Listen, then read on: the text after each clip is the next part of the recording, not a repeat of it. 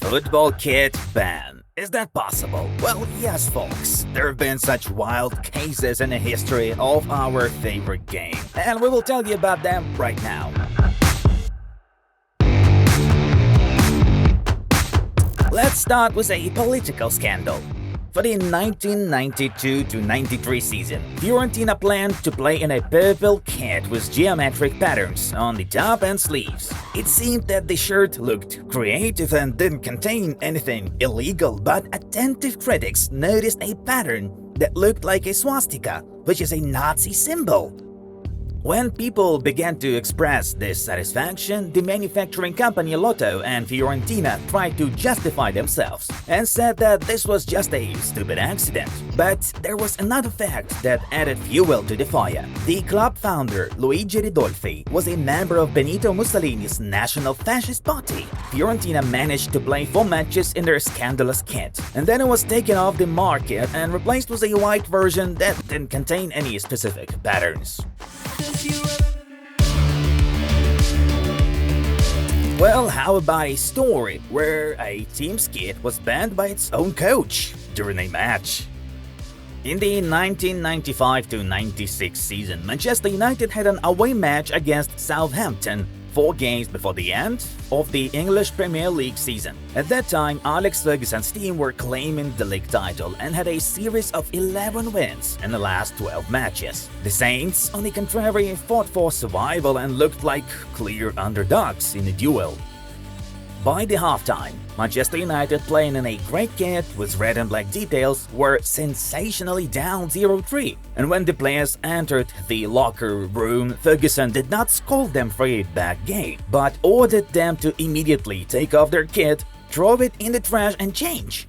The Red Devils came out in a blue kit for the second half of the meeting, and sometime later the coach explained his dissatisfaction. The players didn't like this great kit. They couldn't pick each other out. They said it was difficult to see their teammates from a distance when they lifted their heads. It had nothing to do with superstition.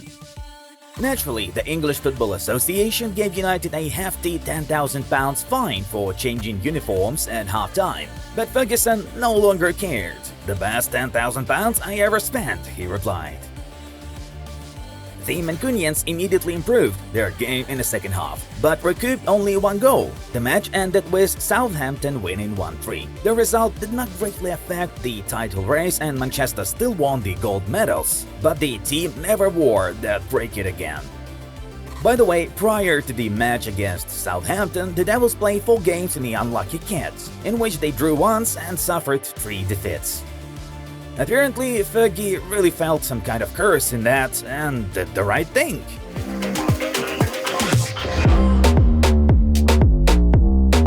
Ahead of the 2022-21 season, Nike presented a white away kit for Barcelona. The main element on the shirt was the St. George's cross, which is also visible on the Barca logo. The manufacturer's idea was very interesting and the kit looked quite nice. But the Catalan club management blocked the shirt, citing that its colors were too reminiscent of Real Madrid. It's strange as Barcelona boldly used white kits for away matches last century. In 1978, for example, Blaugrana went to games in all-white shirts, and there was no problem with that. Nonetheless, after signing with Nike in 1998, the white color completely disappeared from Barca's shirts, and the club opted for yellow and gold instead. But most recently, the Catalans changed their minds and went back to an unrealized idea, presenting a third kit for the 2022-23 season, making it white. In 2 years, the Camp Nou manager's views have completely changed. Last season, Inter Milan had to hide the main element on their away kit in the Champions League matches. The Nerazzurri shirts featured the Biscione snake, a symbol of the club and the city as a whole. As designed by the manufacturers, it wrapped around the front side of the shirt and went behind the back. And the idea is pretty cool, but not according to UEFA. Inter were forced to erase the snake that made the kit unique. Under UEFA regulations, clubs are prohibited from using graphics and decorative elements on their shirts. The club had no choice but to accept that.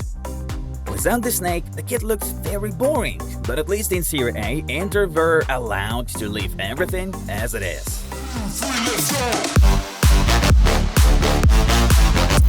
Now let's look at the banned kits of national teams. In 2002, Cameroon won the Africa Cup of Nations for the third time in a row and achieved this in the most unusual shirts possible. The thing is, they didn't have sleeves. Due to the heat on the continent, the players constantly rolled them up, and Puma designers decided that they could use that in such an interesting way. FIFA did not approve the idea and imposed a ban. The organization representative Keith Cooper was outraged. These are not t-shirts, these are vests. Cameroonians were also banned from performing sleeveless at the World Cup in Japan. The official reason for the ban was the lack of places for tournament badges. To settle the conflict, black sleeves had to be sewn to the t-shirts. Of course, the Cameroonian kit was completely ridiculous with those and looked more like bibs worn over a regular t-shirt, but there was nothing they could do about it. At Euro 2016, the French national team had to put up with a UEFA ban. For the home tournament, Les Bleus, in collaboration with Nike, presented a minimalist away kit, which was made in the style of their national flag. However, it turned out that the UEFA rules forbid the national teams to play in kits with multi-colored sleeves. The organization did not make concessions and demanded that the tricolors abandon the announced kit. After that, Nike came up with a new version of the standard pattern. The kit was similar to the one that the England team had, but there was no time left to make something unique. The French had to play in that simplified kit. 4 years ago, the China national team presented a very nice black and gold away kit, but the country's authorities banned it. However, the ban occurred after the sales started, so some of the shirts managed to scatter around the shops. China has a rich football culture. We wanted to reflect that with our latest designs. The dragon is present on the national team logo, so the sleeves symbolize its breath. Nike lead designer Pete Hoppins explained the interpretation. Perhaps it was the sacred dragon that confused the PRC government. Although no one gave a clear official explanation, it's unfortunate that this design wasn't approved.